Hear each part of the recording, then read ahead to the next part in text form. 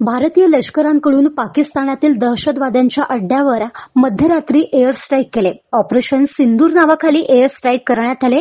या बातम्या समाज माध्यमांवर झळकल्यानंतर सकाळपासूनच बुलढाणा जिल्ह्यातील विविध शहरांमध्ये मोठ्या प्रमाणात नागरिकांमध्ये आनंदाचे वातावरण निर्माण झाले असून ठिकठिकाणी फटाके फोडून आपला आनंद उत्सव साजरा करण्यात येत होता.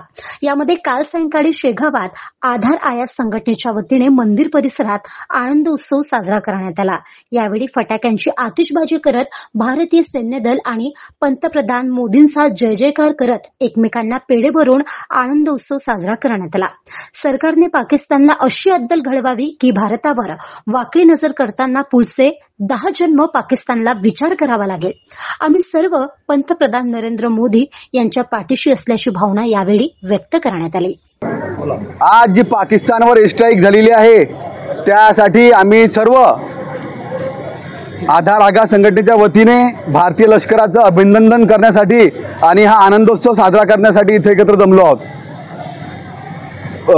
पहलगाममध्ये जे 12 एप्रिलला नराधम हत्याकांड केलं होतं आतंकवादी लोकांनी, त्याच्या विरोधात भारतीय आर्मीने आज जे चोख प्रत्युत्तर दिलेलं आहे त्यासाठी सर्वत्र भारतामध्ये जणू आज दिवाळी आहे, आनंदोत्सव आहे.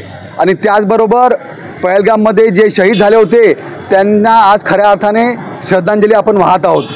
गाव माझा न्यूज करिता प्रवीण मोरे, शेगाव, बुलढाणा.